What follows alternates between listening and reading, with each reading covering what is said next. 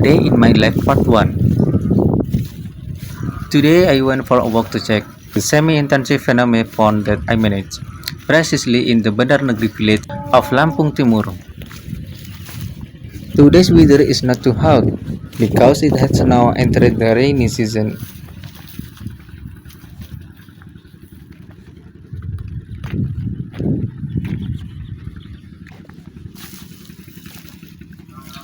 Here I found a unique fruit.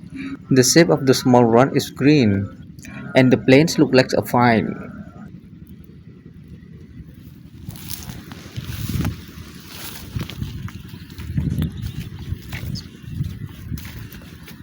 I also saw a seagull flying over my pond. Of course, this is an unpleasant thing. I hope they leave my dam soon.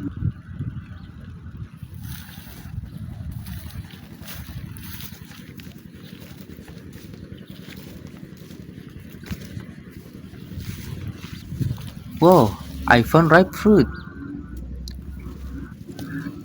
But damn, it has been eaten by something. But I don't know what it is.